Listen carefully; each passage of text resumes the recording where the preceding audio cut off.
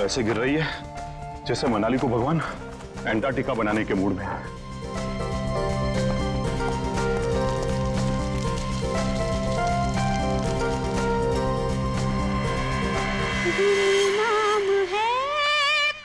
घर में तो कोई नहीं है, फिर ये म्यूजिक किसने चलाया?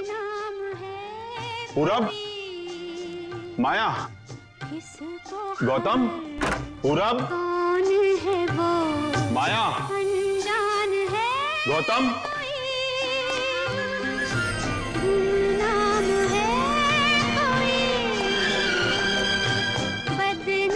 अगर बच्चे नहीं है तो फिर कौन है? कौन है यहां? कौन है?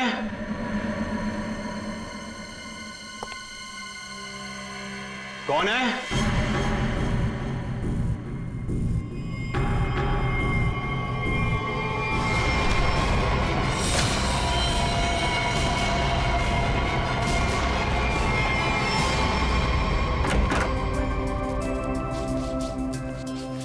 गौतम, इधर मत कर।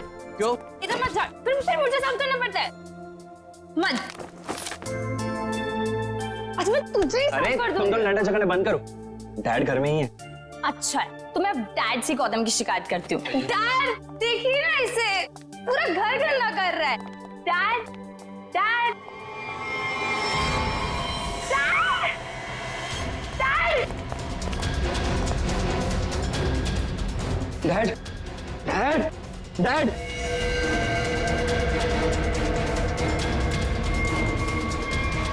Dad is no more.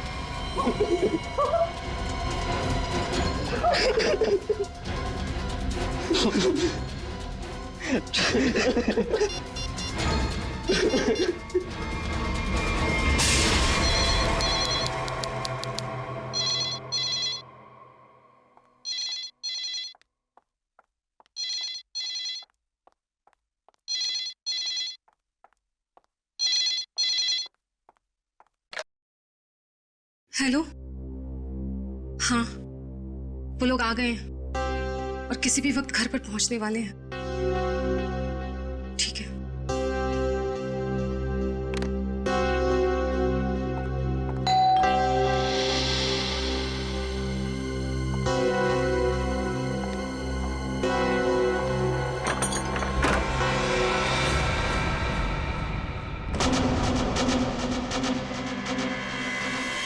Oh my God, क्या हुआ किलोरी?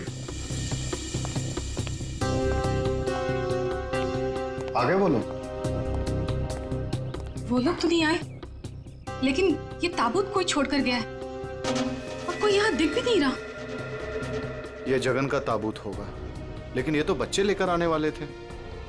हाँ, पर बच्चे तो यहाँ नहीं है। जब मैंने दरवाजा खोला तो बस ये ताबूत यहाँ रखा था।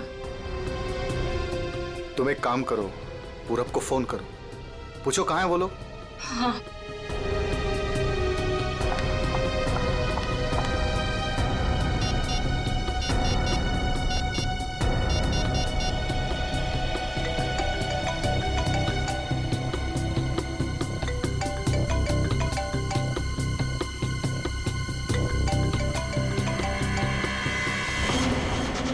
ये आवाज तो यहाँ से आ रही है। कॉफिन के अंदर से आवाज आ रही है।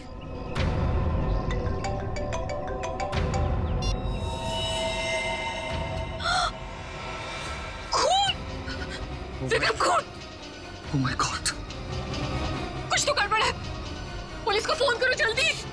एक मिनट, तुम पैनिक मत हो, खोलकर देखते हैं ना।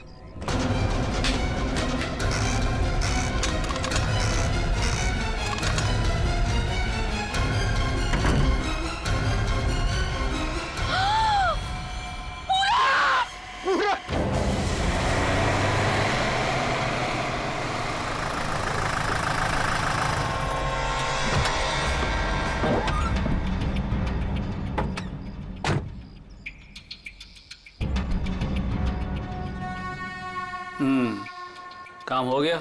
यस बॉस, आज तो आप हमें शाबाशी दोगे बॉस। किसी को कोई शक तो नहीं हुआ? कोई शक नहीं बॉस, इतनी सफाई से लाश को ठिकाने लगाया है कि उनके रूहें कांप जाएंगे, रूहें। ए बस बस बस, आज तक तूने कोई काम ढंग से किया है? बात करता है। मैं खुद चेक करूंगा।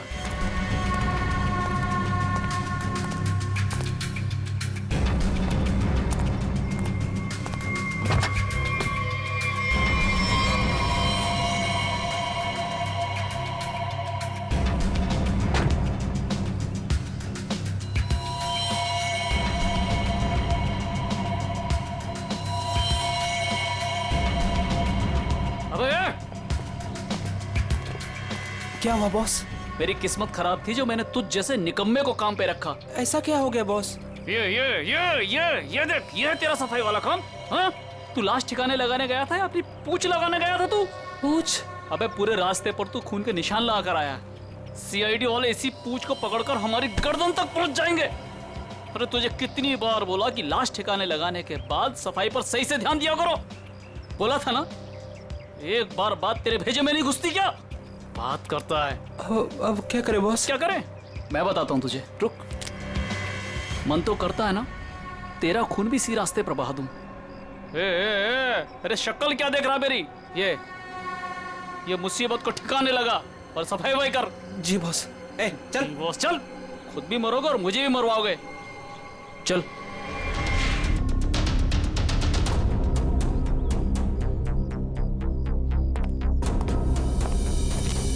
क्या संबंध क्या है आपका लाश के साथ? जी वो मेरा बड़ा बेटा था,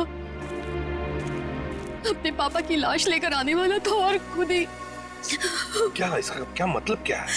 मतलब ये कि इसके पति 2 दिन पहले ही मर गए थे हार्ट अटैक से, और जिसकी लाश पड़ी है पूरा, वो अपने पिताजी के पार्थिव शरीर को लेकर यहाँ आने वाला था, भाई और बहन के साथ। भाई और बहन वो कहाँ है अभी? वो भी गायब है, उनका फोन तक नहीं लग रहा है। कहाँ से आ रहे थे वो लोग? एयरपोर्ट से। थोड़ी देर पहले ही उनकी फ्लाइट लैंड हुई थी, लेकिन वो लोग तो यहाँ नहीं पहुंचे, सिर्फ कॉफिन पहुंचा, वो भी पूरब के लाश के साथ। ये लो, मतलब बीच रास्ते में किसी ने कांड कर दिया। वैसे आपका क्या संबंध है जगन के साथ? कोई रिश्ता नहीं। मतलब? ये मेरे पति है। अच्छा अच्छा, मतलब दूसरी शादी है ये? अच्छा एक बात बताइए, ये पूरब इनकी एक्स हस्बैंड की लाश को लेकर इनके करंट हस्बैंड के घर क्यों आ रहा था? है? ये मेरा घर नहीं है, ये किलोरी का घर है। मतलब आप घर जमाई हैं? जी। खैर ये तो आपका निजी मामला है। आप ये बताइए कि ये लोग कहाँ से आ रहे थे और एयरपोर्ट पे इन्हें कौन रिसीव करने वाला था? जगन हमारे 3 बच्चों के साथ मनाली में रहते थे। 2 दिन पहले पूरब का फोन आया कि हार्ट अटैक से उनकी मृत्यु हो गई है। मैंने पूरब को बोला कि उनके अंतिम संस्कार के लिए वो उन्हें यहाँ ले आए। एयरपोर्ट पे वो जैसे ही उतरे, वहां से उन्होंने एक प्राइवेट टैक्सी ली यहाँ आने के लिए, और उसके बाद। प्लीज आप मेरे दोनों बच्चों को ढूंढ निकालिए। माया और गौतम कहाँ है, कुछ पता नहीं चल रहा। ठीक है, आप चिंता मत करिए, हम उन्हें जल्दी ढूंढ निकालेंगे।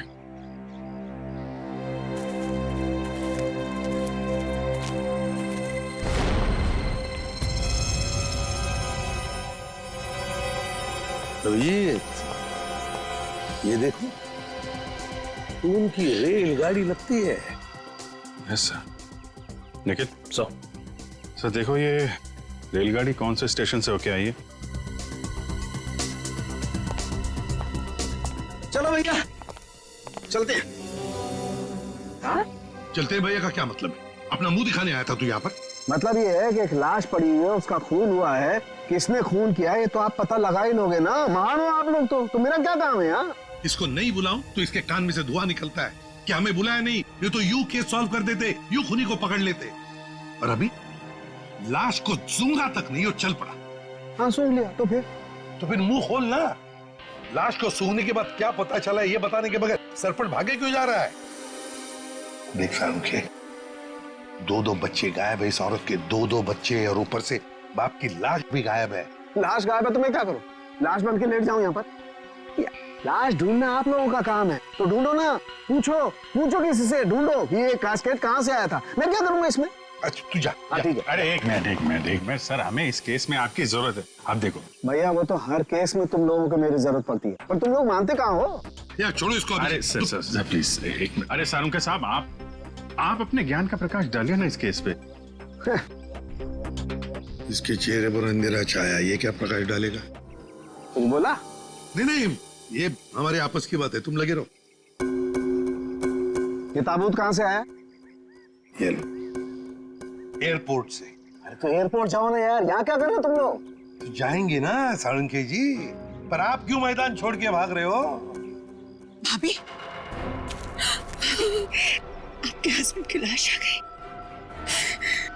नहीं, मेरे बेटे की लाश आई है। क्या क्या कह रही हैं आप? इतना सारा खून क्यों बह रहा है? मुझे बहुत डर लगता है खून से। शांति प्लीज। ना खून इसलिए बह रहा है क्योंकि इनका खून हो गया है।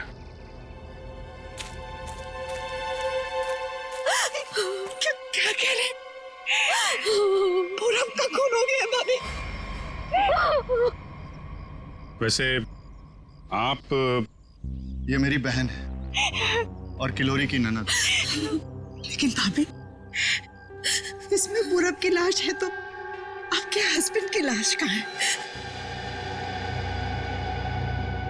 साळुंखे, अगर 5 साल के बच्चे की तरह मुंह बना के नखरे नहीं करता ना, तो अब तो कोई सुराग मिल जाता तुझे।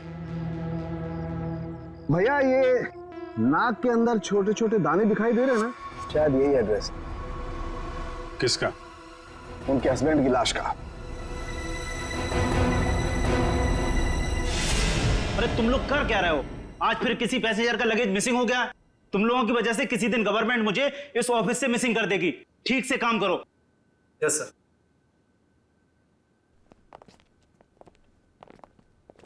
सर आप लोगों का भी कुछ मिसिंग हुआ है क्या?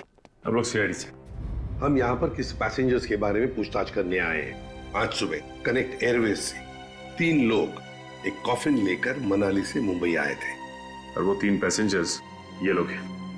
ये देखिए, ये पूरब, गौतम और ये माया। ये तीनों अपने पिता की लाश को कॉफिन में डालकर यहाँ लाए थे। जी हाँ सर, लाए तो थे। उस कॉफिन में इनके पिताजी की लाश थी, जो इनके घर तक कभी पहुंची ही नहीं, बल्कि उस कॉफिन में पूरब कुमार की लाश पाई गई थी। ये कैसे हो गई? वही पता लगाना है। उसके साथ साथ गौतम और माया, ये 2 बच्चे भी गायब हैं। सर मुझे तो लगता है वो लाश कहीं। एक बात बताइए, क्या इन तीनों को कॉफिन के साथ कोई रिसीव करने के लिए आया था? नहीं सर। अच्छा एक काम कीजिए, आपके स्टाफ ने तो मदद की होगी ना कॉफिन को उनके गाड़ी तक पहुंचाने के लिए। जी सर। जरा उनको बुलाइए। जी सर, मैं बुलाता हूँ। चंदन और बिहान को जल्दी अंदर भेजो।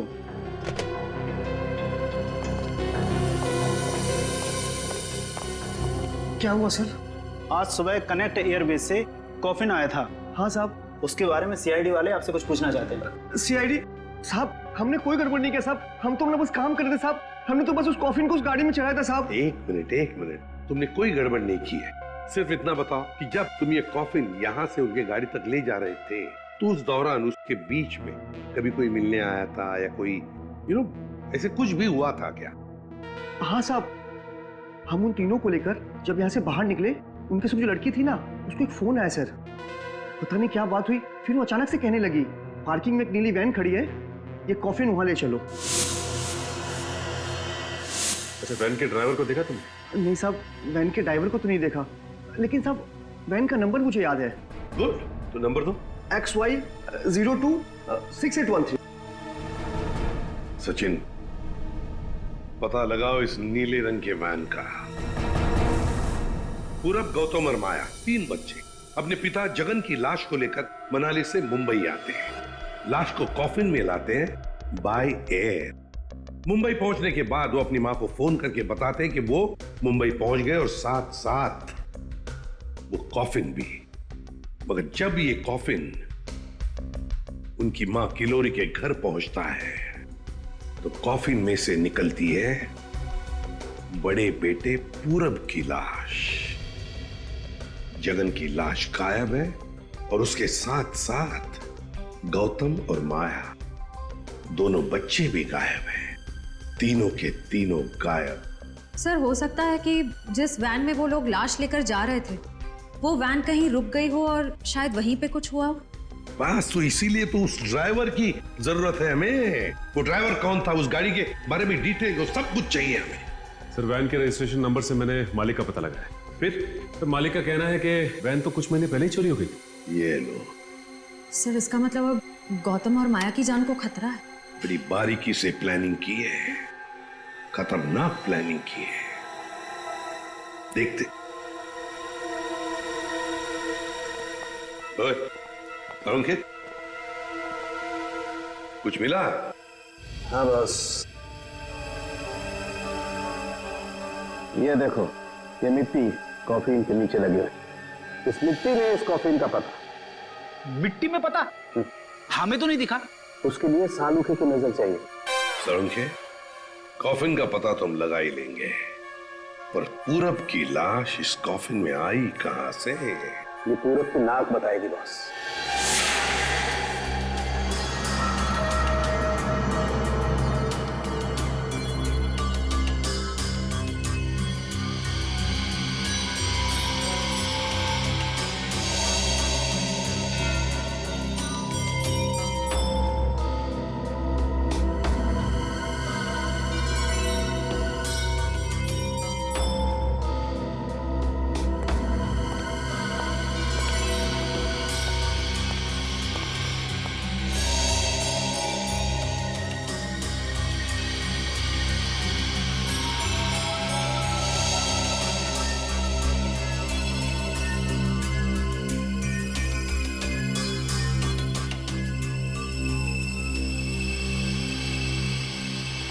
हाँ सर, कुछ पता चला? भाई अभी तक तो शक पर ही काम कर रहा है। शक दूर नहीं हुआ? हो गया, शक दूर हो गया। मुझे इसकी नाक में से पोलन्स मिले, पराग कण। सालुंके साहब वो कैसे पता चला? फॉरेंसिक पोलिनोलॉजी से। सालुंके साहब, ये क्या है? रेडी, ये फॉरेंसिक साइंस की एक अलग टेक्निक है। सर इसमें क्या होता है? निखिल, इस टेक्नोलॉजी से हम बहुत छोटे पार्टिकल्स लाइक माइक्रो पार्टिकल्स को स्टडी करते हैं, जो कि फूल, पौधे, कपड़े, मिट्टी, ऐसे कई सारी चीजों में पाए जाते हैं। वाह, क्या बात है तारिका जी, क्या नाम? लेकिन इसे बड़े ध्यान से देखना पड़ता है, क्योंकि कई बार क्या होता है कि आवारा भंवरे एक फूल पर बैठ करके उसके सारे पोलन्स, उसके सारे परागकण चुरा करके भाग जाता है और पूरे के पूरे माहौल को गंदा कर देता है। सर, पॉलिन जो है हवा और पानी से भी फैलते हैं। इसमें बेचारे खाली भंवरे को ही क्यों दोष दे रहे हैं आप? सही करो, बेकार में खाली भंवरे को दोष क्यों दें? तो होता यह है कि जब हम बाहर से आते हैं तो हमारे पूरे शरीर पर, आंख, नाक, कान, गले, सब पर पोलन्स लगे होते हैं, और इन पोलन्स की जांच करके हम ये पता लगा सकते हैं कि ये खास व्यक्ति किस जगह से आया है। ये तो है। मैं बताता हूं, ये देखो, यहां पर मैंने इससे पोलन्स ले लिए जो उसकी नाक में थे, और इन पोलन्स पे 2 ड्रॉप मिथाइलमाइन की डालते हैं और इसे हम कर देते हैं सिक्योर। अब इसे चेक करके हम ये पता लगा सकते हैं कि ये पोलन्स कैसे हैं, कहां से आए। ये देखो सर, ये तो नारंगी कलर में उभर के आ रहा है। और अब इस आकार को हम हमारे डाटा के सैंपल से मैच करके देखेंगे, ताकि पता लग सके कि ये पोलन किस टाइप का है। करके जरा मैच। हाँ।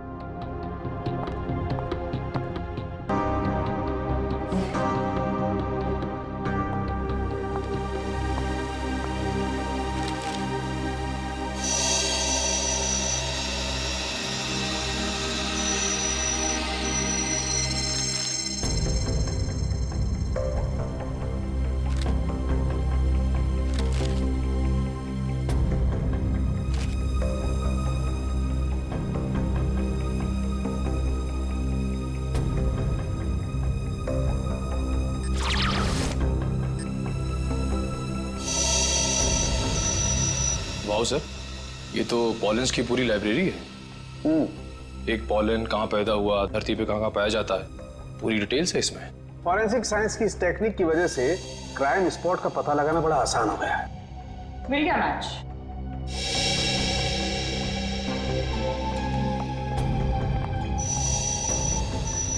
ये मैरीगोल्ड है जिसका हाइब्रिड नाम मरियासा गोल्ड 63 है। ये वैरायटी पूरे साल पैदा होती है और धानी खेत में पाई जाती है। धानी खेत? चलो कम से कम ये तो पता चल गया कि खून कहाँ हुआ है। सर यही है धानी खेत सर। फिर वैन यहीं पर लाया गया था। ये कार मार्क्स तो हैं सर यहाँ पे।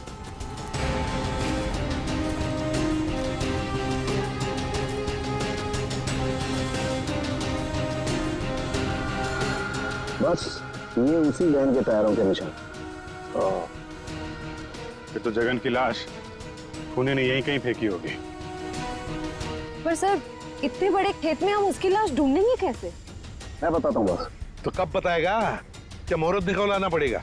मैं बता रहा हूँ ना यार, उखड़ते क्यों? 1 मिनट रुको।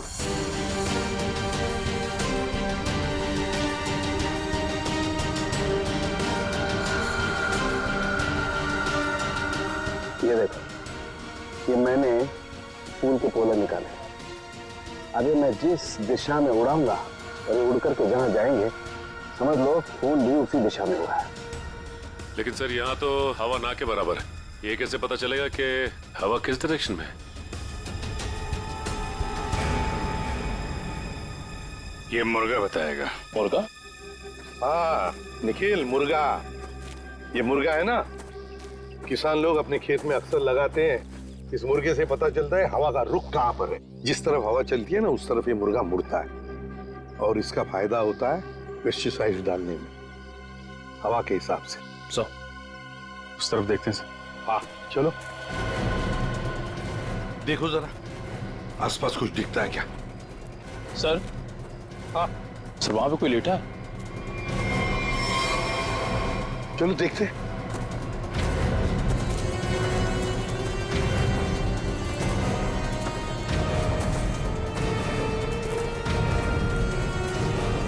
हेलो? ओ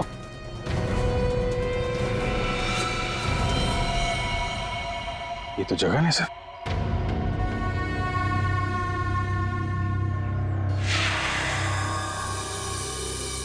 देखिए जगन की लाश हमें गेंदे के खेत में से मिली। क्या बता सकते हैं ऐसा कौन कर सकता है? कौन मार सकता है जगन को? कौन मार सकता है आपके बेटे को? है किसी पर शक आपको? किसी के साथ उनकी कोई दुश्मनी थी? है? मुझे किसी पर शक नहीं। तो कहीं ये मामला प्रॉपर्टी से रिलेटेड तो नहीं? अब हम पर क्यों शक कर रहे हैं? क्यों नहीं? जगन जी अमीर आदमी थे, मनाली में सेब के बाग थे, जमीन जायदाद थी। उनके मरने से और पूरब के मरने से और दोनों बच्चों के गायब होने के बाद प्रॉपर्टी तो आप लोगों को ही मिलने वाली है ना। देखिए सर, आपको बहुत बड़ी गलतफहमी हो रही है। हमें तो ये भी नहीं पता था कि जगन के पास इतनी प्रॉपर्टी है, सेब के बागान है और वैसे भी मेरी अच्छी खासी नौकरी है, अच्छी खासी कमाई है। मुझे और क्या चाहिए जिंदगी में? और मेरा तो इन सब से कुछ लेना देना ही नहीं है, मुझे तो प्लीज दूर ही रखिए। देखिए मैं अपनी फैमिली और अपनी वाइफ से बहुत खुश हूँ, मुझे और कुछ नहीं चाहिए। अच्छा, तो आपके कहने का मतलब है जो कुछ भी लेना देना है वो किल्लोरी जी का लेना देना? देखिए सर, आप लोग मेरे बच्चों को ढूंढने के बजाय मुझ पर और मेरे परिवार पर शक कर रहे हैं। नहीं नहीं नहीं नहीं नहीं किल्लोरी जी, हम आप लोगों पर कोई इल्जाम नहीं लगा रहे किल्लोरी जी। हम तो बस सच्चाई जानने की कोशिश कर रहे। जैसे एक बात जरूर कहूंगा आप लोगों को, सच्चाई आपके लिए बहुत फायदेमंद होगी।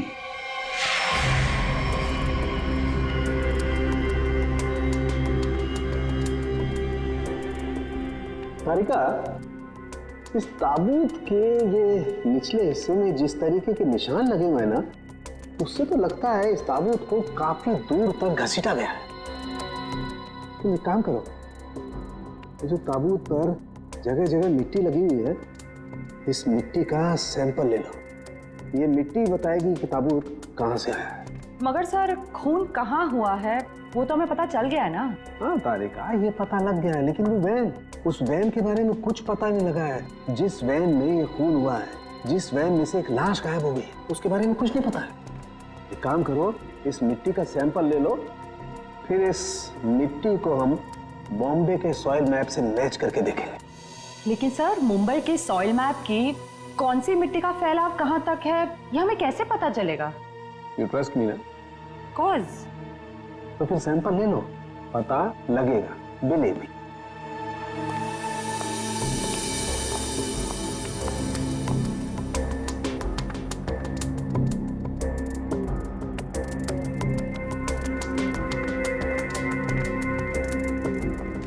अरे सालू के साहब, फिर से पढ़ाई शुरू कर दी आपने? भाई क्या करें, तुम लोगों की मदद करने के लिए पढ़ाई तो करनी पड़ेगी। अरे लेकिन ऐसा है क्या इस ताबूत में जो इतनी मोटी किताब की जरूरत पड़ गई? इस पढ़ाई की जरूरत क्यों पड़ी, ताबूत बताएगा। वो कैसे? कॉफिन में मिले इस मिट्टी का हम सेडिमेंटेशन टेक्निक से एनालिसिस करेंगे, उससे सब पता चल जाएगा।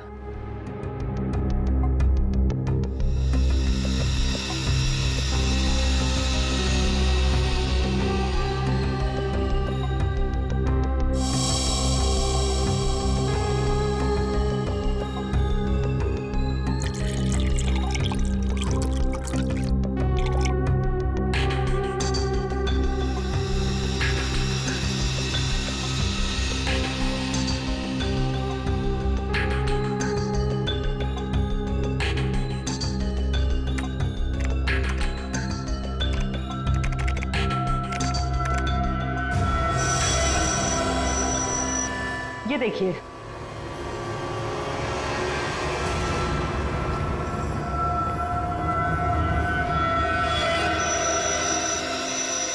ये तो घास जैसा कुछ लग रहा है। देखो, अब देखो, ये घास नहीं है, ये मोलासिस है, गन्ने के वेस्ट से जो निकलती है, जहां पर गुड़ बनता है। मतलब ये ताबूत वहां पे ले जाया गया था जहां पे गन्ने से गुड़ बनाया जाता है, शुगर फैक्ट्री। सर मुंबई के आसपास 2-4 शुगर फैक्ट्रीज हैं। अच्छा सालू के साहब, ये मिट्टी किस एरिया की है, कुछ पता चल सकता है? हाँ बिल्कुल पता लग सकता है।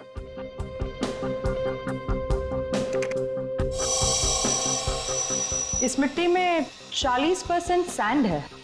और इतनी सैंड परसेंटेज वाली मिट्टी मुंबई के बाहर कन्ना कावड़ी वाले इलाके में लगभग 30 किलोमीटर के एरिया में पाई जाती है। पर हाँ, ये मिट्टी ज्यादा रेत और ज्यादा आयरन होने की वजह से काली दिखाई देती है। सचिन, पता करो उस एरिया में कोई शुगर मिल है क्या?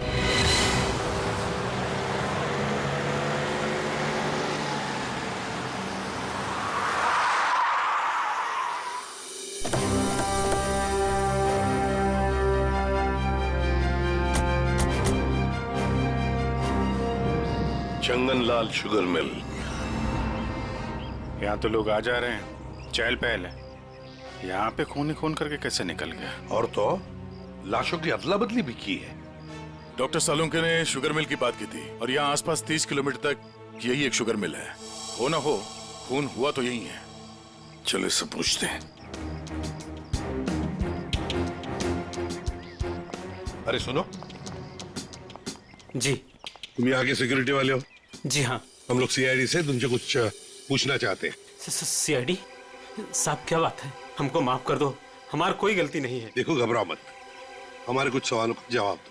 हाँ हाँ। क्या तुम यहाँ पर अकेले ड्यूटी पर होते हो या और भी कोई है जो शिफ्ट में आते जाते हैं? हम पूरे टाइम अकेले काम करते हैं। तुम ये बताओ और अपने दिमाग पे जोर डाल के बताओ कि तुमने कोई ताबूत देखा है? काहे डरा रहे हैं? यहाँ ताबूत कैसे देखेंगे? ठीक है, ताबूत नहीं देखा, किसी नीले रंग के वैन को देखा जिसपे शक हुआ हो तुम्हें? साहब वैसे तो हम सब पे शक करते हैं, लेकिन नीले कलर की गाड़ी क्यों नहीं देखे हैं साहब? आप समझ रहे हैं ना? अच्छा चलो एक बात बताओ, यहाँ पर ऐसी कोई और भी खाली जगह है, गोदाम जैसी? हाँ साहब, एक पुराना गोदाम है हमारे मालिक के। चलिए दिखाते हैं। चलो दिखाओ। दिखा। चलिए आइए साहब, ये है पुराना गोदाम। तुम जरा बाहर जाओ। ठीक साहब। गेट तो काफी बड़ा है। हाँ वैन आसानी से घुस सकती है। इस जगह को देख के लगता है कि काफी समय से कोई आया नहीं है यहाँ पे। काफी समय से कोई आया नहीं है यहाँ, तो फिर ये बोरियां ऐसी रखी कैसे गई? और ये ऊपर से टारपॉलिन, जरा देखो तो नीचे क्या है।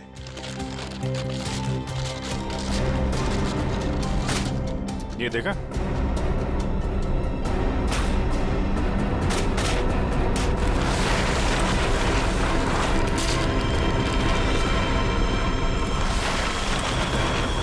ये क्या है? क्या बात है सर, यहाँ पे तो पूरे वैन को ही दफना दिया है। और ये देखिए वही नंबर है XY026813। चेक करो देखो।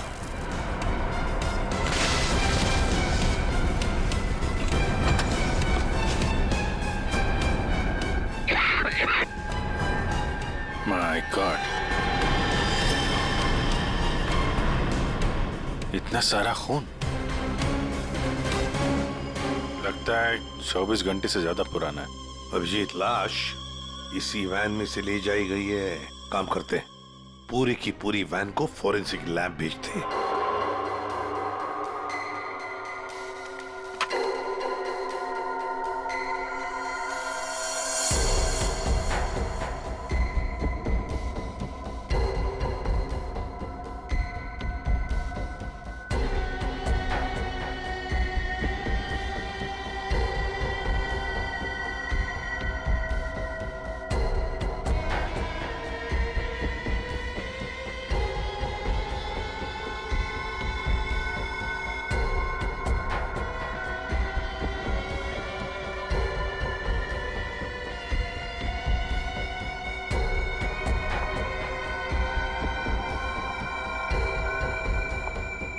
सर मिला कुछ? हाँ तारिका, मिला तो है बहुत कुछ, लेकिन जो कुछ मिला है उससे हम खूनी को सजा तो दिलवा सकते हैं, लेकिन बच्चों तक नहीं पहुंच सकते। सर टाइम बहुत कम है हमारे पास, कहीं बच्चों को नहीं तारिका, बच्चों को कुछ नहीं होने दूंगा, लेकिन सबसे पहले हमें ये पता लगाना पड़ेगा कि गैराज में डंप होने से पहले ये वैन आखिरी बार कहाँ होकर के आई। तो ये कैसे पता लगाएंगे हम? हमने पूरी वैन छान मारी है। तुमने वो कहावत सुनी है, किसी जेंटलमैन को देखना हो तो सबसे पहले उसके जूतों की तरफ देखो। हम भी इस गाड़ी के जूतों की तरफ देखें। मतलब साफ है तारिका, सिंपल। हम इस वैन के टायरों को चेक करेंगे। तारिका, ये वैन जहां से भी होकर आई है उस जगह की मिट्टी के कण इसके टायरों पर चिपके होंगे और वो बताएंगे कि वैन कहां से होकर के आई। करेक्ट। हाँ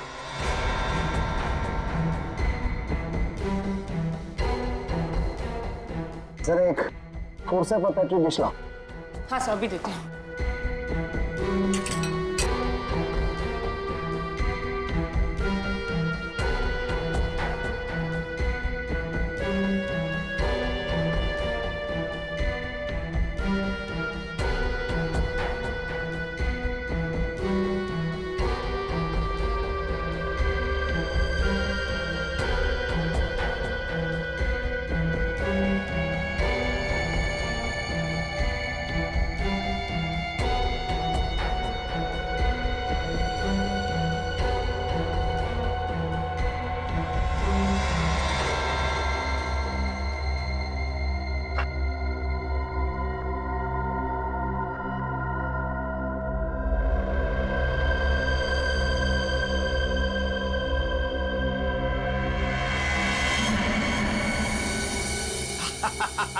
Got it! सर क्या है, क्या मिला है? सर बताओ ना क्या मिला है। हेलो। हाँ तारिका जी। हाँ अभिजीत। उस वैन में से कुछ एविडेंस मिला? हाँ मिला तो है, लेकिन मुझे नहीं पता क्या मिला है। सर बता ही नहीं रहे। अरे क्यों? डॉक्टर साहब हैं कहाँ? यहीं पे हैं, कूद रहे हैं, गॉटेड कर रहे हैं। अरे उन्हें ऐसा क्या मिल गया कि जो बरसात के मेढक की तरह कूद रहे हैं? पता नहीं, मुझे कुछ नहीं बता रहे, तुम ही बात कर दो। सर। हाँ अभिजीत। ओ अभिजीत, आज भाई साहब। भैया, वो मैसेंजर हमें मिल गया है जो हमें गौतम और माया का पता बताएगा। क्या सफेद रंग का एरो बनाया है पेड़ पे? अच्छा ठीक है, ढूंढेंगे। और वैसे वहां पोजीशन क्या है? यहाँ की सिचुएशन तो कंट्रोल में है, लेकिन हमारे सामने जो नजारा है उसे देखकर तो हमारे होश ही उड़ गए हैं सर। कोई बात नहीं, हम लोग पहुंच जाएंगे जल्दी। क्या करिए श्रेया, सब ठीक है सर? कह रही है कि वहां पे नजारा ऐसा है कि जमीन खिसक जाएगी पैरों के नीचे से। सर हमें जल्द से जल्द वहाँ पहुँचना होगा, पर लोग बहुत कम हैं, कहीं हाथ से निकल ना जाए। आप लोग कोई बताएंगे क्या हो रहा है? कैसे है मेरे बच्चे? ठीक तो है? प्लीज कुछ बताइए। मैम जरा धीरज रखिए, सब कुछ पता चल जाएगा। कुछ बताया होगा ना फोन पे उसने। आखिर हमारे बच्चे मिले कि नहीं मिले, कुछ तो मालूम होगा ना। देखिए अभी कहने सुनने से कुछ नहीं होगा, जो भी है वहाँ पे चलने के बाद ही पता चलेगा। अरे पता तो तब चलेगा जब वहाँ पहुँचेंगे। अगर भालू शेर चीतों को पता चल गया ना कि हम लोग यहाँ हैं, तो दुनिया में किसी को हमारा पता नहीं चलेगा।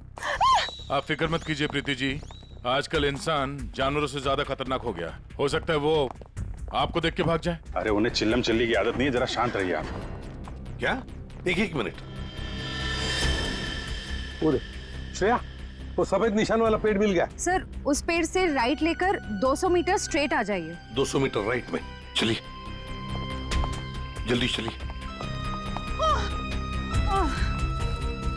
कोई मुझे बताएगा हो क्या रहा है? मेरे दिल बैठा जा रहा है, कहीं मेरे गौतम और माया को कुछ हो तो नहीं गया?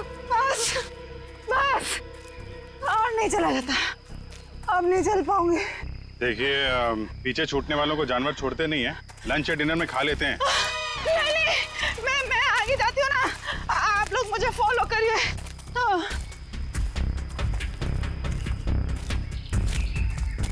संभाल के, संभाल के।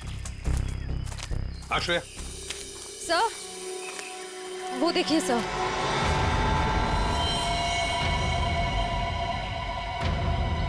माय गॉड, जल्दी से बच्चों को नीचे उतारो। हे भगवान, क्या है? चल गए। ये क्या मजाक है सर? जब आप लोगों ने देखा कि ये लोग यहाँ आए थे, इन्हें छुड़वाया क्यों नहीं, नीचे क्यों नहीं उतारा सर? बचा लो मेरे बच्चों को। श्रेया संभाल। माया घबराओ मत।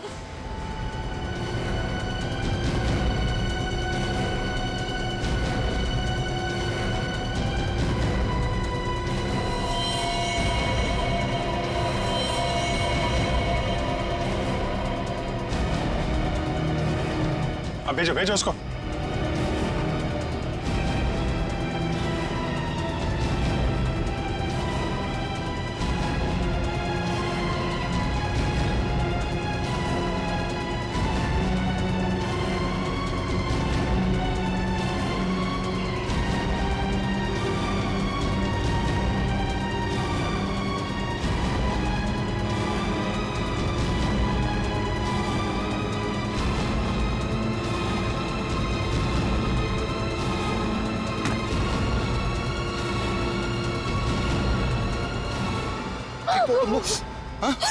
तुम लोग ठीक हो ना?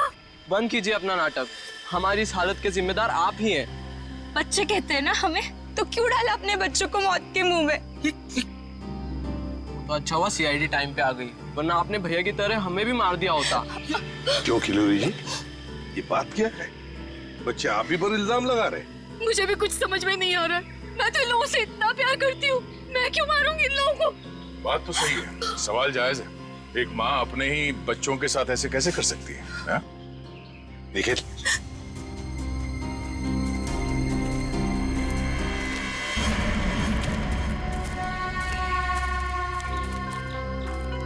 तुमने तो छुपने की बहुत कोशिश की और उस कीड़े ने हमें यहाँ का पता बता दिया। ये लोग कौन है सर? भाई मैडम कुछ पूछ रही, बताओ या और खातिरदारी करें? हमने और खातिरदारी की जरूरत नहीं है, लेकिन साहब पहले मुझे इमरजेंसी वार्ड में भर्ती करा दीजिए। हड्डियों से बड़ी अजीब अजीब आवाजें आ रही है साहब, तो मुझे दिन में ही चांद तारे नजर आ रहे हैं सर। ऐसा लगता है जैसे मैं अंतरिक्ष में। मुंह खोलो अपना जल्दी। फंसा दिया तुमने हमें। मैंने फंसाया? मैं तो इन लोगों को जानती तक नहीं हूँ। आप नहीं, वो भाई साहब। दिमाग तो नहीं खराब हो गया तुम लोगों का? क्या बोल रहे हो तुम? मैं वाकई आप मल्टी टैलेंटेड हैं। Husband come kidnapper come murder, all in one. क्या बात है? विक्रम तुम? भैया क्यों किया तुमने ये सब? और क्या करता? इसके तीनों बच्चे मेरे छाती पे सांप की तरह लौट रहे थे। विक्रम, तुमने बोला था कि तुम हमारे बच्चों को मुझसे भी ज्यादा प्यार करोगे, और तुमने मेरे एक बेटे को मार दिया और बाकी दो को मारने की साजिश की। जिस मकसद के लिए मैंने तुम्हें फंसाया उस पर तुमने पानी फेर दिया। तुम्हें फंसाने का मेरा सिर्फ एक ही मकसद था, तुम्हारी प्रॉपर्टी, तुम्हारा पैसा। लेकिन तुमने अपनी सारी प्रॉपर्टी अपने बच्चों के नाम कर दी। क्या करता मैं? और तो और तुम अपने पुराने पति से भी मिलने जाती थी। तुमने कभी सोचा कि मेरे अंदर क्या होता था? मैंने एक दिन डिसाइड कर लिया, तुम्हारी पुरानी फैमिली को ही तुम्हारे रास्ते से हटा दूंगा। और इसीलिए सबसे पहले तुमने जगन को रास्ते से हटाया, क्यों? हाँ, इसलिए मैंने अपने रास्ते से सबसे पहले अपने पहले कांटे को हटाया, जगन को। अपनी पत्नी को झूठ बोला कि मैं बॉम्बे से बाहर जा रहा हूं, और एक दिन